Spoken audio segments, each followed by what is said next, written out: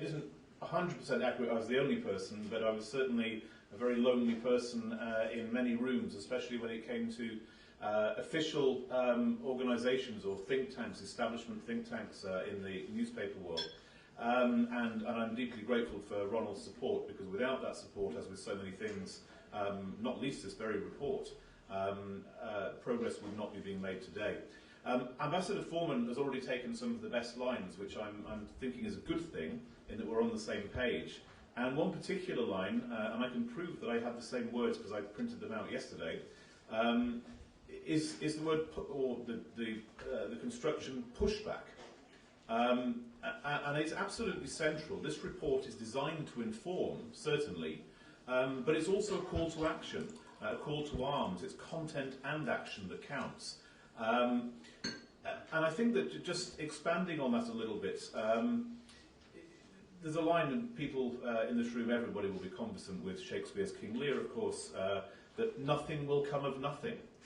In reality, I thought that maybe that's not the best line to start this presentation with, because if anybody knows King Lear, they'll know that, having said that, he then went on to destroy his kingdom, his friends, his family, and ultimately himself. So let's just keep that as a line divorced from the reality of the Shakespearean tragedy. One thing Ronald doesn't know about me is that my maternal great-grandfather was a founding member in the latter part of the 19th century of the Independent Labour Party in Bradford, in the north of England. And I think Ronald is astounded that that's... And I remember, although I never met him, he died before I was born, that my maternal grandmother, who remained a Labour voter to her dying day, always said that one of the things that her own father had taught her was that the problem that the trade unionists had in the early days was fatalism. That if you actually believe there is no light at the end of the tunnel, then you become so demotivated you don't do anything about it. And so it's very important that when, without ever, especially in the situation that's been described so ably by Ambassador Foreman, and also hopefully some additional items which are relevant to what Ambassador Foreman has said, that we also celebrate when we make progress, and that we learn from that and use it as a way of energizing ourselves to continue. Yesterday there was a very interesting discussion on BDS, and as an aside, which I think becomes relevant, I'd like to chip into that discussion by just pointing out one thing that wasn't referred to, although I think it has actually been referred to in some of the discussion this morning. That BDS, boycott, divestment, and sanction, is both symptom and cause of something wider. And I very much do believe that it is a new anti-Semitism that posits Israel as the ultimate evil in the world. The Jewish people incarnated in a state, the only state, and even more absurdly these days, as we see what's going on in places like Syria, that of all the countries in the Middle East, that it should be Israel that is the one that is taken to task. And that that mutation of anti-Semitism came from Nazism, which posited it in a different era, when ideologies such as postmodernism were not present, but a biological form of racism that posited the Jewish people as a whole, and the Jewish people particularly in Europe, as the ultimate evil which needed to be destroyed. I should say that I really started to take notice of matters Jewish, Israeli, and so on after the Second Intifada, when the hysterical assault on Israel appeared for a few years as an unstoppable onslaught. Decent people have been caught off their guard. And I remember very well in those early years, 2001, 2002, 2003, it just seemed as though nobody was pushing back, and territory was available simply to be taken. And a lot of territory was taken, but the moment the pushback started, a considerable amount has been achieved. Now, nobody in this room thinks we're anything other than a million miles from where we want to be, but the fact remains that BDS has largely been a failure in Europe. And that is very important, and it's not at all, not for 1 second, to say that means we should rest on our laurels. It's simply, to go back to my very opening remarks, to energize us to believe that it is worth fighting for, that we can make progress. And I think as we consider the single biggest development since this report, which I'll take you through in a moment, the single biggest development since it was launched last year in Budapest at Ronald's behest, the fact that the Greek authorities have put the leading lights in Golden Dawn behind bars, that's something to remind us that pushback does work, even against some extremely brutal people of the kind that are represented by Golden Dawn. And I think it's worth remembering just a year ago that the centrepiece of the criticism of Golden Dawn and the circumstances surrounding Golden Dawn in Greece is that the authorities were not doing enough about it. Well, they went ahead and they effectively banned a political party that was getting 13 or 14% in the opinion polls. Now, I'm always wary of sweeping statements. I can't think of any government in modern democratic history that has done what the Greek government has done to Golden Dawn in a democratic society. That's worth remembering, and it's worth using to help energise us as we go forward. Now, to come to the report, I think you all have it in front of you. You'll see that on the opening page, which is actually page 4, there's an executive summary. And from the executive summary, which, as executive summaries do, summarises the key points that are matters of importance going forward, but also reprising how things have moved on from last year. Then we go into the introduction, and we're faced immediately by the question of what is a Nazi party these days. I said that Ambassador Foreman had all the best lines, and he said, as I remember, I can't quite remember word for word, but nothing is exactly replicated today as it would have been in the past. We can't, if we're looking at a Nazi party, expect it to look exactly like the party which ruled Germany to such terrible and devastating effect from 1933 onwards. But it's clear that this toxic combination of extreme anti-Semitic discourse, aggressive national chauvinism, both anti-capitalist and anti-socialist rhetoric that infused the thinking of that party, it has retained its position in the streams of history, and it is occasionally able to come to the surface. And we've seen that in a number of cases. And the report is designed around 3 case studies. And if you turn to page 6, you'll see the case study on Golden Dawn. One of the things that jumps out at me, and did when I was doing the initial research for the report last year, is that Golden Dawn began life around this shadowy magazine in 1980, and I'm not going to overdo the update on Greece because I know we have Greece and Hungary coming up afterwards. By 1985 it became a political party. It was formally recognised in 1993. A year later it took part in the European elections and got 0.1% of the vote. By May 2012 it scored 7% of the vote in a general election. By April 2013, it's pretty much a year ago from now, the party was polling at 11 to 12%, meaning that in 20 years the party's support had risen 100-fold. And I think the lesson from that is simply how much one has to be on one's guard, because 20 years is a blink of an eye, historically speaking. These forces, I certainly plead guilty to this. I wasn't watching Golden Dawn. I wasn't aware of Golden Dawn until it actually got up into the parliamentary elections, and that's why I think it's so important and so commendable that the World Jewish Congress really is keeping an eye on these things. We don't want to act after the roof has fallen in. We want to be aware of what's going on before that happens.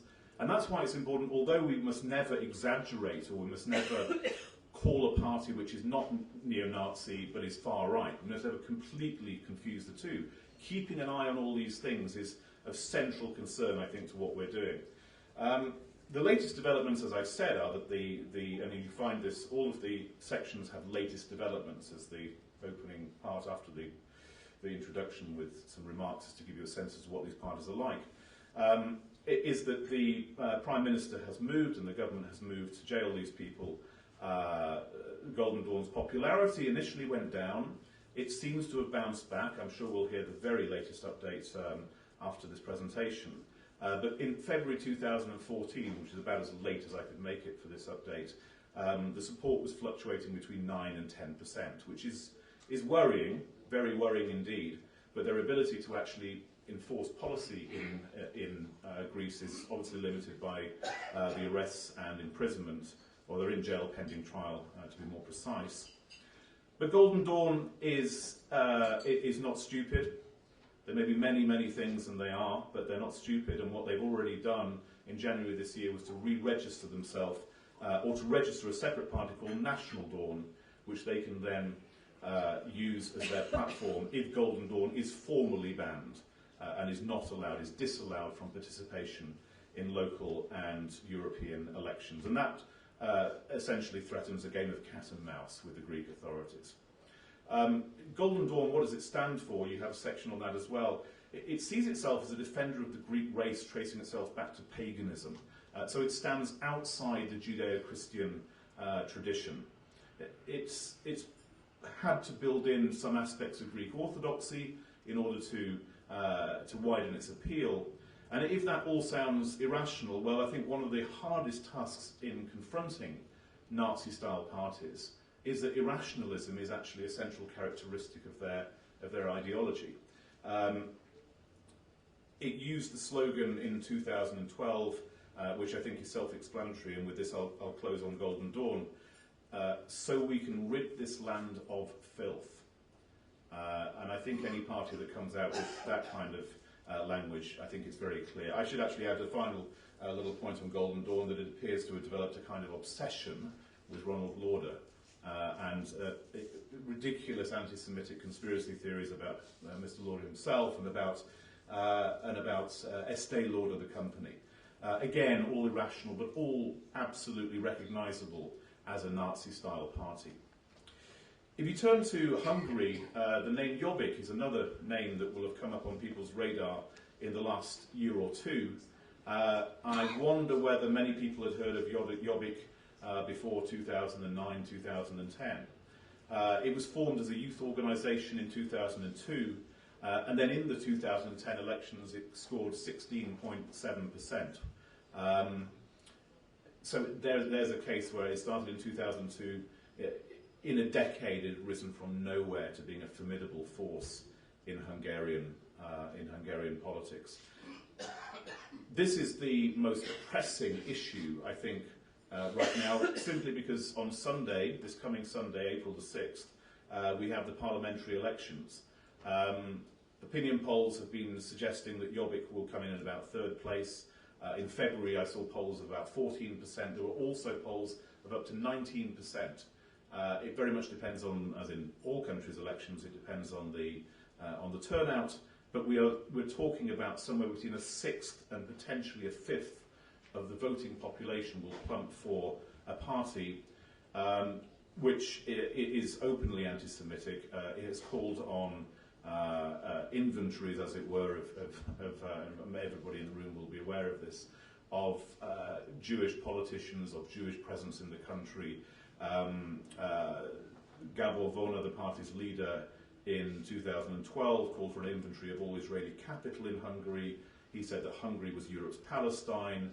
He maintains close contact with the Iranian Revolutionary Guard. It has nostalgic yearnings, as such parties often do in Central and Eastern Europe, for the wartime regime of Admiral Horthy, which is allied to Nazi Germany, and finds it extremely difficult to come to terms with its own past and at the same time maintain an honest and historically truthful view of what happened during the Second World War in general and what happened to the Jewish people in particular. Turning to Germany, this is if you turn to, it's actually page 13, case study 3, just have a look at that very first quotation, which was used by the Bundesrat, the upper house of the German parliament, in its attempt to outlaw at the constitutional courts the National Democratic Party, NPD. I'll just read it out because it just underlines right from the get-go the kind of people, the kind of parties we're dealing with. It says, an African, Asian or Oriental can never be a German because handing out printed documents, by which they mean ID papers I presume, doesn't change their biological heritage. Members of other races will therefore always remain foreign bodies regardless of how long they live in Germany. Now, in contrast with Hungary and Greece, the NPD is not a large player on the German political scene. It's worrying enough that it exists at all for obvious historical reasons. It does have a presence in 2 of Germany's 16 states. The most interesting point, and this is something as the European elections loom, and this will become the continent's most important political event, certainly of the first half of this year, the most significant development was that the Constitutional Court, there used to be in Europe, in German federal elections, as in several countries in Europe, they have a threshold for parliamentary representation, and it's 5% in the Bundestag. It was 3% for European elections and has now come down to 0. Now the NPD is only polling 1 to 1.5% or so, but if there's no threshold for parliamentary representation, it's quite possible that the NPD could get seats in the European Parliament. So it won't be many, but 1 or 2 seats. In fact, it's highly likely that Germany will be sending a Nazi politician to the European Parliament for the first time. And although that's a small proportion of the hundreds and hundreds of members of Parliament, it does have symbolic importance. And to come back to that point that I have tried to stress, all of these parties have started from small beginnings. I do not believe that the NPD is going anywhere in German politics. But that's easy for me to say I don't believe it. I didn't know anything about Golden Dawn or Jobbik. We remain on our guard, and I think it's very important when we're looking at what's going on that we never lose sight of that. And as I say, even if it's only 1 neo-Nazi member of Parliament, that's too many in the European Parliament. That sullies the atmosphere of what's going on. There's plenty of other stuff to look at in terms of far-right parties and neo-Nazi parties. I'll simply close with the recommendations. There are 4 recommendations on the back page, and I'll only point to one of them. Follow the Greek example. The Greeks have shown the way. I personally believe that they've shown tremendous courage. The battle isn't over yet, but it does show that the progress can be made, and I think we should salute and commend the Greek government for doing something in very difficult circumstances. Thank you for your attention.